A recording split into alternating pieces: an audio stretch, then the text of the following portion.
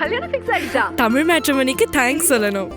26 வருஷத்துக்கு முன்னாடி இதே தமிழ் மேட்ரிமோனி மூலமா தான் இவ அம்மாக்கும் கல்யாணம் பண்ணேன். கல்யாணம்னாலே தமிழ் மேட்ரிமோனி தான். ரொம்ப பரபரப்பாகவே இருப்பீங்க. ஆமாம், இந்த டைம் சொல்லவும் தேவை. தேர்தல் நேரம் அல்லவா, அதனால ஏகப்பட்ட வேலைகள். அதுக்கு நடுவில் பரபரப்புக்கு பஞ்சமே இல்லை. உங்களை பார்க்கும்போதெல்லாம் ரொம்ப சைலண்டாகவே இருக்கீங்க. அது நான் மட்டும்தான் அப்படி நினைக்கிறேன்னா, வீட்டில் தொகுதி மக்கள் எப்படின்னு நினைக்கிறாங்க? இல்லை, பொதுவாக சைலண்ட்டான்றது கிடையாது. இன்னும் கூட பண்ணால் நான் உண்மையில கொஞ்சம் ஜாலியான ஆள் தான். வீட்டில் பசங்களோடையும் சரி எல்லாரோடையும் சரி ரொம்ப ஜாலியான டைப்பாக தான் இருப்போம். அரசியலுக்கு வந்ததுக்கப்புறம் சில இடங்களில் நம்ம நிதானமாகவும் இருக்கணும்.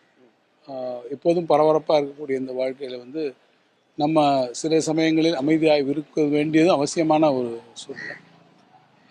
இன்னொன்று, இயற்கையாகவே நான் புத்தகங்கள் படிப்பதில் எனக்கு கொஞ்சம் ஆர்வம் உண்டு. ஸோ அதுவும் ஒரு விதமான அமைதியை எனக்கு எப்போதுமே கொடுக்கக்கூடியதாகவும் இருக்கு. மல்லாங்கிணறு முதல் சென்னை, இந்த ட்ராவலை நான் ஜஸ்ட் ஈஸியாக சொல்லிடுறேன். இந்த பயணத்தை எப்படி பார்க்குறீங்க? இந்த பயணத்திற்கு பின்னால் ஒரு நீண்ட வரலாறு இருக்கிறது. இதே கிராமத்தில் நானும் நீங்கள் நின்று பேசிகிட்டு இருக்கக்கூடிய இதே இடத்துல பிறந்து, இதே இடத்த தவழ்ந்து, இதே பெருமாள் கோயிலில் காலையில் மார்கழி மாத பஜனையில் கலந்துட்டு, அதே இதில் நான் திருப்பாவை பாடிக்கிட்டு இருந்த குழந்தை பருவம் எனக்கு இருக்குது. இங்கேருந்து கிளம்பி நான் இன்றைக்கி ஒரு அமைச்சராக அங்கே போகும்போது இந்த ஜேர்னி அங்கே வரும்னு நான் நினைக்கல. என்னுடைய இலக்குகள் வேறு விதமாக இருந்தது, என்னுடைய எண்ணங்கள் வேறு விதமாக இருந்தது. ஆனால் அப்பாவுடைய திடீர் மரணம் அது என்னை அரசியலுக்கு கூப்பிட்டு வந்தது. அரசியலுக்கு வந்ததுக்கப்புறம் தொடர்ச்சியாக கழகம் எனக்கு அந்த ஆதரவை கொடுத்தது. அதன் காரணமாக இந்த இடத்திற்கு நான் வந்திருக்கிறேன். அதற்கு மிக முக்கியமாக இன்னொரு காரணம் சொல்லணும்னா, நான் என்னுடைய தொகுதி மக்கள் அவங்க தொடர்ச்சியாக கொடுக்கக்கூடிய இந்த ஆதரவு அதுக்கு ஒரு மிக முக்கியமான காரணம்.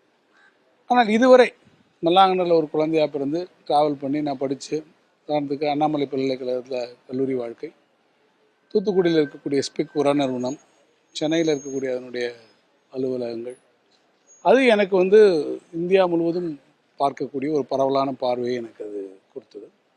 அதுக்கப்புறம் அரசியல் வாழ்க்கை, இது எல்லாமே மன நிறைவாக தான் எனக்கு இருக்குது. இப்போ நீங்கள் பேசும்போது சொல்கிறீங்க, ஆப்போசிட்டில் பெருமாள் கோவில், இங்கே தான் சுற்றிட்டு இருந்தோம், இங்கே தான் விளையாடுவோம், ஒரு ஆன்மீகத்துக்கு பக்கத்தில் வீடு, ஒரு திராவிட முன்னேற்ற கழகம் அப்படின்னாலே இது ஹிந்துக்கு விரோதமான எதிரான கட்சியாக ஒரு பிம்பம்னு சொல்லிட்டு உங்களுக்கு எதிர்கட்சியாக பேசிகிட்டு இருக்கிறாங்களே, நீங்கள் இங்கே இருக்கக்கூடிய நிகழ்வுக்கும் அவங்க பேசுகிற விஷயத்தையும் எப்படி பார்க்குறீங்க? நிச்சயமாக மாறுபட்டிருக்குது. ஒரு விஷயம் என்னன்னு கேட்டீங்கன்னாக்கா, அது திட்டமிட்டே திமுக மேலே ஒரு அவதூறை பரப்பிட்டே இருக்காங்க, இந்துக்களுக்கு விரோதி என்று. நான் கேட்குறேன், இதை சொல்லிகிட்டு இருக்கக்கூடிய நான் மதம் என்ற அடிப்படையில் பார்த்தீங்கன்னா அவர் குறிப்பிடக்கூடிய மதத்தின் ஒரு பகுதியாக தான் நம்மளும் இருக்கிறோம். ஆனால் அது எந்த காலத்தையும் எங்களுக்கு மற்றவர்களோடு ஒரு வேறுபாட்டை உருவாக்குனது கிடையாது. இதே ஊரில் பிற மதத்தை சார்ந்தவங்களும் இருக்கிறாங்க. எல்லோரும் நாங்கள் குழந்தையிலேருந்து பார்க்குறோம், சமுதாயத்தை எல்லாருக்கும். இதே தெருவில் இதே இடத்துல எல்லாரோடும் ஓட்டு நாங்கள் விளையாண்டு போகிற காலத்தில் ஜாதி வேறுபாடுகள் நாங்கள் பார்த்ததில்லை. எல்லாரும் வர்றாங்க. இந்த கோயிலுக்குள்ளே பார்த்தீங்கன்னா நேற்று தான் பிரம்மோற்சவம் முடிஞ்சது. இதுக்குள்ளே அத்தனை ஜாதி தான் வந்தாங்க போனாங்க. அதனால் எங்களுக்கு இந்த கிராம வாழ்க்கையிலும் இதெல்லாம் கேள்விப்படவே இல்லை. இன்னும் சொல்ல வேண்டும் என்றால், இது போன்ற பாகுபாடுகளையே எப்போதுமே இந்த கிராமங்களிலே நாங்கள் பார்த்தது கிடையாது. அதுதான் தமிழ்நாட்டோடைய தனித்துவம். இந்த ஜாதி மத வேறுபாடுகளுக்குள்ளே சிக்கிக்கிட்டு, குறிப்பாக மதச்சார்பு ஒரே ஒரு வாதத்தை மதவாதத்தின் அடிப்படையிலுமே ஒரு நெரேட்டிவை கட்டமைக்கிறதுக்கு தமிழ்நாடு ஒருபோதுமே துணை போடுறது கிடையாது. இந்த தொகுதியில் இங்கேருந்து குழந்தையா இருக்கும் பொழுது ஒரு கனவு இருக்கும்ல, சார் இந்த ஊருக்கு இதெல்லாம் இருந்தால் சூப்பராக இருக்கணும். அப்புறம் ஸ்கூல் காலேஜ் போகும்போதும் அந்த தாட்ஸ் இருக்கும். நீங்கள் அமைச்சரானதுக்கு அப்புறமும் அந்த கனவு இருக்கா, இல்லை அந்த கனவு எல்லாமே நினைவாயிருச்சா?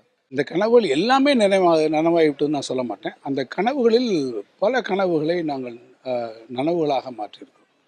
உதாரணத்துக்கு அந்த ஊருக்கு வரக்கூடிய அது ஒரு சாதாரண ஒரு சின்ன கிராமமாக இருந்த ஊர். இன்றைக்கி இந்த சாலைகள், இதுக்கு வந்திருக்கக்கூடிய வசதி, பேருந்து வசதி, குடிநீர் வசதி, இந்த கிராமத்திற்கான அடிப்படை வசதிகள் இதெல்லாம் இன்றைக்கி ஒரு பெரிய அளவில் இந்த கிராமம் வந்திருக்கு. ஒரு பெரிய மேம்படுத்தப்பட்ட சுகாதார நிலையம் வந்திருக்கு, பெரிய பள்ளிக்கூடம் வந்திருக்கு. இப்படி இந்த கிராமமே வளர்ந்துருக்கிறத நான் பார்க்குறேன். ஆக இந்த கிராமத்திற்கு வேண்டிய காரியங்கள் அதில் இன்னும் கூட குறிப்பிட்டு சொல்லணும்னு கேட்டிங்கனாக்கா, சின்ன வயசுலேருந்து பார்த்தீங்கன்னா நாங்கள் எல்லாம் காலேஜில் படிக்கும்போது தான் சென்னம்பட்டி கால்வாய் திட்டம்னு ஒரு கால்வாய் திட்டத்தை கொண்டு வந்தாங்க. அப்போ நான் சொல்கிறது 85, 86களில். ஆனால் அதுக்கப்புறம் பார்த்தீங்கன்னா இது நாள் வரை இந்த பகுதிக்கு அந்த கால்வாயிலேருந்து ஒரு சொட்டு தண்ணி கூட வந்ததில்லை.